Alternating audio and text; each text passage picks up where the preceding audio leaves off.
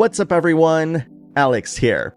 So as you can see, well, part of it, I finally got all my gaming stuff set up and I'm now able to make videos the way that I want to.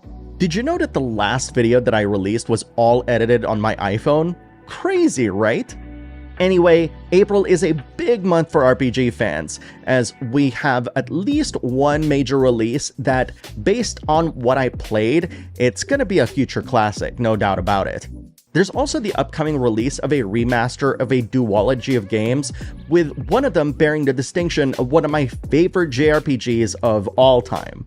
Now, I know that there's only two, technically three that I've listed here, but there's more than enough between these to really get excited about. But as always, I want to highlight a few games coming out this month that are sure to be worth your attention. Lunar Silver Star Story Complete was a huge part of my 10 out of 10 JRPGs video that I released a couple of years ago, and on April 18th on all modern platforms, you'll be able to bear witness to not only one of my favorite JRPGs of all time, but its incredible sequel, Lunar Eternal Blue. Lunar Remastered Collection features new localization, vibrant redone graphics, enhanced audio, and a ton of other quality of life improvements that, according to Gung Ho, honors the beloved series. If you've never heard of these games before, Lunar was one of the first JRPGs to feature gorgeous anime and voice acting that elevated the experience of playing games in the genre.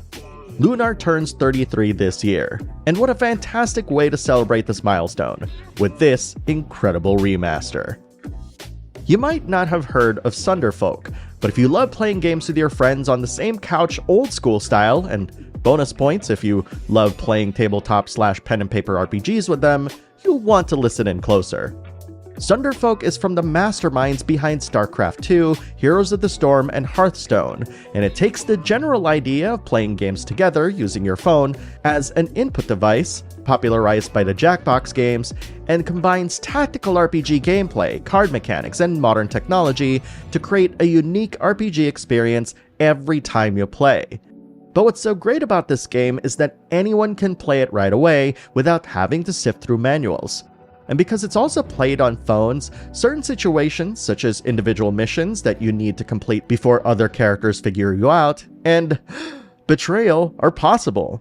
That's all I'll say about the game, but if you're interested in hearing more about it, let me know in the comments below.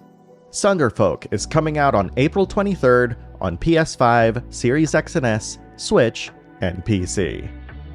Of course, this list wouldn't be complete without mentioning the game that I'm personally looking forward to playing all month. And to be quite honest, the wait until April 24th is going to be agonizing. If you don't know, I played a fraction of Clair Obscur Expedition 33 a few months ago, link in the description if you want to check my impressions on it, and every time I think about what I played, I still can't believe that it's real. It's got incredibly detailed graphics for a Japanese-inspired turn-based RPG, and its dire storyline of an evil paintress who paints a number every year and anyone matching that number's age gets wiped from the world Thanos style is something so unique and original. So, your Expedition 33 sets off on a seemingly impossible journey to prevent the paintress from ever painting another number.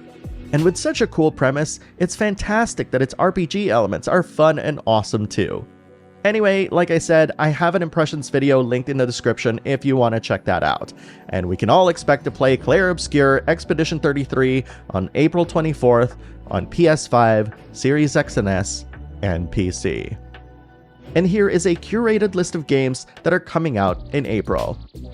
South of Midnight is a third-person action adventure set in the rich myth and lore of the South, and it's coming out on April 8th on Series X and S and PC. Mandragora Whispers of the Witch Tree is a medieval fantasy action RPG that blends Souls-likes and Metroidvania elements, and it's coming out on April 17th on PS5, Series X and S, Switch, and PC. The PC port of The Last of Us Part 2 Remastered was released on April 3rd and is already out. The highly anticipated PS5 port of Indiana Jones and the Great Circle is coming out on April 17th. The second tape of Lost Records Bloom and Rage is coming out on April 15th on PS5, Series X and S, and PC. A remaster and beefed up version of Days Gone called Days Gone Remastered is coming out on April 25th on PS5. For fighting game fans, the much-awaited Fatal Fury City of the Wolves is finally coming out on April 24th on PlayStation platforms, Series X and S, and PC. One of my favorite driving games of all time, and Forza Horizon 5, is hitting the PS5 on April 29th. The 100 Line, Last Defense Academy, is a tower defense game from the makers of Danganronpa, and it's coming out on April 24th on Switch and PC. Towerborn is a side-scrolling beat-em-up action RPG that you can play co-op with your friends, and it's coming out on April 29th on Series X and S. The PC release of Phantom Brave: The Lost Hero is coming out on April 24th. Wildgate's public playtest on PC is happening on April 10th. It's a team-based PvPvE game from the makers of StarCraft II, Heroes of the Storm, and Hearthstone. And those, my friends, are just some of the games coming out in April.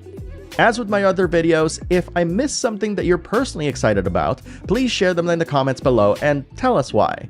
It's practically impossible to know everything there is to know about games these days, and I hope that you talk about a game that we can all be excited about. And if you did find something you're excited about in this video, share what they are in the comments below, and let's talk about it. Thank you very much for watching, and I'll see you in the next video.